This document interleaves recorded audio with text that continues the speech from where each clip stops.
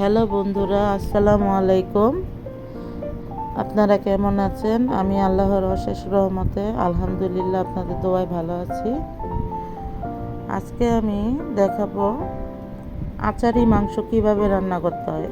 এখানে আমি 1 কেজি পরিমাণ মুরগি নিয়ে নিলাম। এখন মুরগিটা আমি ছোট ছোট করে পিস করে কেটে নিব। ঠিক এরকম ছোট ছোট করে পিস করে কেটে নিচ্ছি।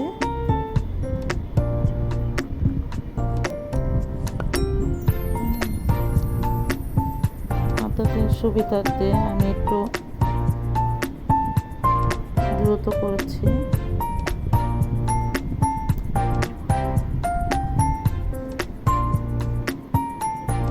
ঠিক এভাবে ছোট ছোট পিস করে নিতে হবে। আমি ঠিক যেভাবে দেখাচ্ছি এভাবে ছোট ছোট পিস করলে আপনার মশলাটা আসলে ভিতরে ঢুকবে মুরগির। এখন আমার মুরগিটা কাটা শেষ হয়ে গেছে। এখন আমি ধুয়ে নেব।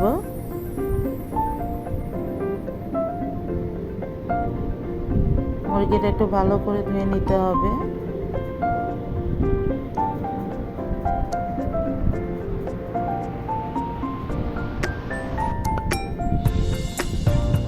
মুরগিটা আমার ধোয়া শেষ। এখন আমি ঝরা দেব।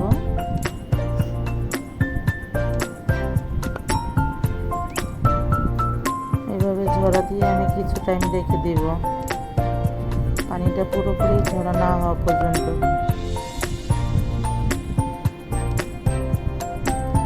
এখন আমি উপকরণগুলি দেখাবো কি কি দিতে হবে। এখানে আমি নিয়ে নিয়েছি পেঁয়াজ, কাঁচামরিচ, শুকনা মরিচ বিচে ফেলে দিতে হবে। তারপর আমি নিয়ে নিয়েছি এখানে পাঁচফোড়ন, এখানে চাট মশলা নিয়ে নিয়েছি, আর এখানে জিরা গুঁড়ো নিয়ে নিয়েছি, এখানে ধনিয়া গুঁড়ো, এখানে মরিচ গুঁড়ো, আর এখানে হলুদ গুঁড়ো আমি নিয়ে নিয়েছি। তারপরে আমি আরও নিয়ে নিয়েছি এখানে কিছু তেজপাতা, কিছু এলাচ, কিছু লং, আর কিছু দারচিনি।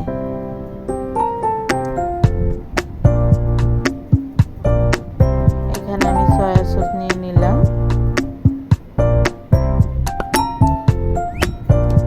আর এখানে নিয়ে নিয়েছি টমেটো সস। এখন আমি উপকরণগুলি মিশিয়ে নেব। প্রথমে মাংসগুলো পাত্রে নিয়ে এখন আমি পাত্রে মাংসগুলো ঢেলে দিচ্ছি। আর ওখানে 1 কাপ পরিমাণ তেল নিয়ে নিয়েছি।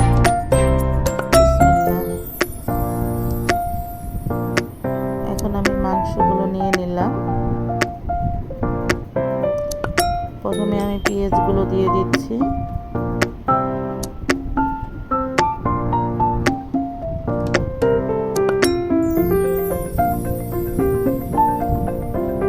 এবার আমি কাঁচামরিচগুলো দিয়ে দিব।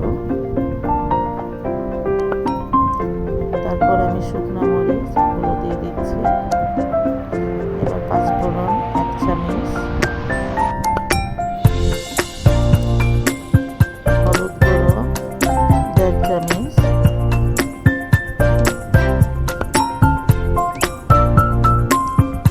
জিরা গুঁড়ো উচ্চা করে 1 চামচ, চা চামচের, ধনিয়া গুঁড়ো 1.5 চামচ,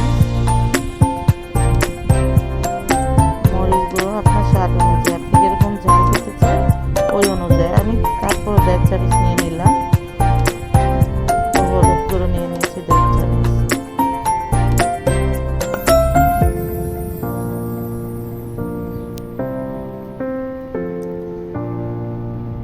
এখন আমি দিয়ে দিব তেজপাতা, এলাচ, লং, দারচিনি।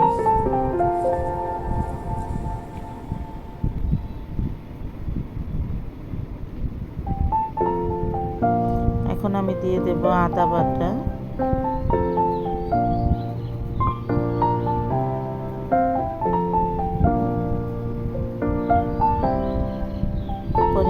মতো দিয়ে দিলাম।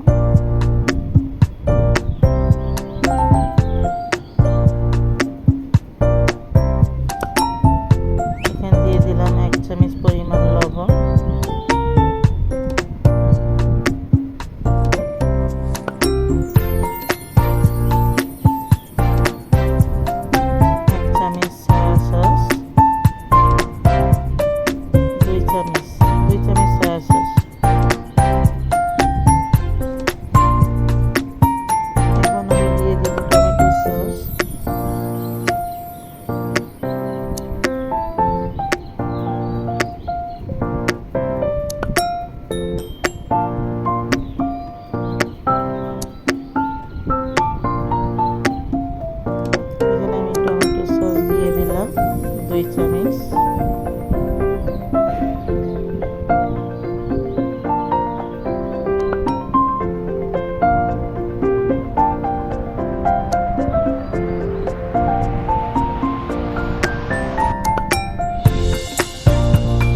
পরিমাণ তেল দিয়ে দিচ্ছি।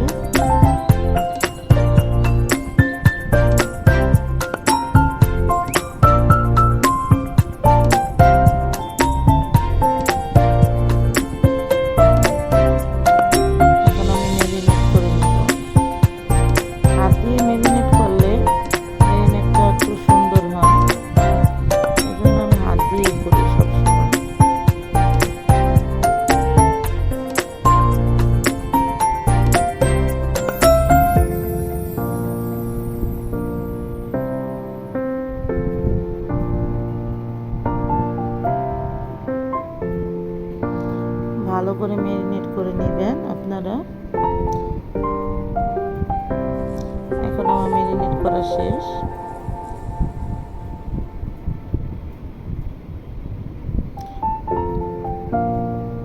এখন আমি এটা ঢেকে দিব।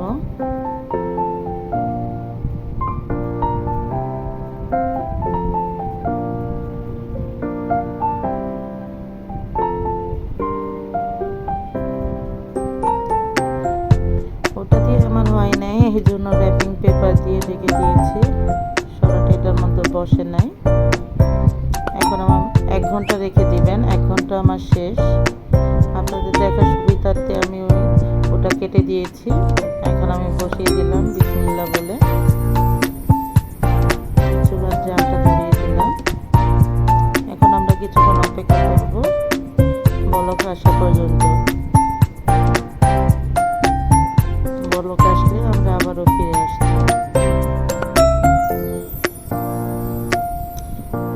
আমাদের তরকারিটা বলক চলে আসছে, দেখেন দেখতে কত সুন্দর হয়েছে।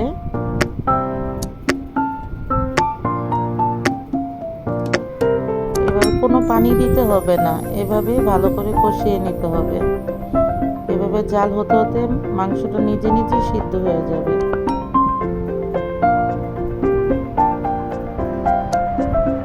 আমরা খানিকক্ষণ অপেক্ষা করব মাংসটা হওয়া পর্যন্ত।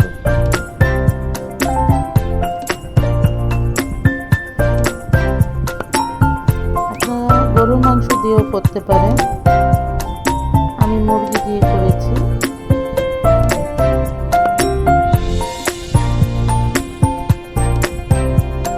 জালটা পরিমাণ মতো রাখবেন।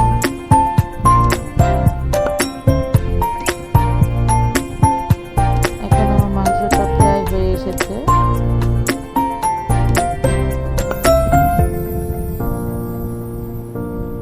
এখন আমি এটার উপরে দিয়ে দিব জিরা গুঁড়ো। এখন আমি জিরা গুঁড়ো দিয়ে দিচ্ছি আধা চা চামচ।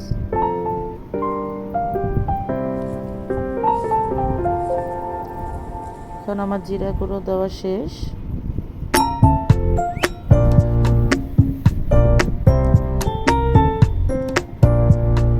এখন আমার রান্নাটা প্রায় শেষ হয়ে গেছে। এখন আমি পরিবেশন করব। নামিয়ে ফেলবো এখনই আমি, আর মশলাগুলো একটু উঠিয়ে ফেলবো দেখা সৌন্দর্যের জন্য।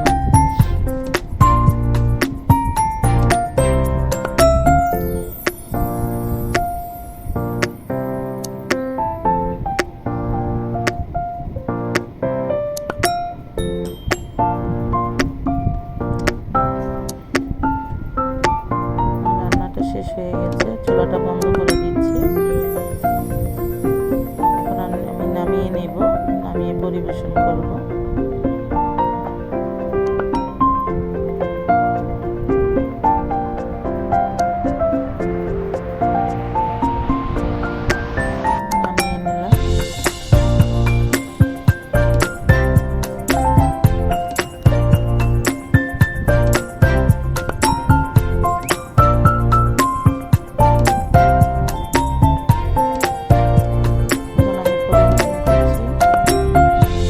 এভাবে রান্না করে দেখেন, খাবারটা খুবই সুস্বাদু হবে। ভালো লাগলে আমার চ্যানেলটাকে সাবস্ক্রাইব করে দিবেন।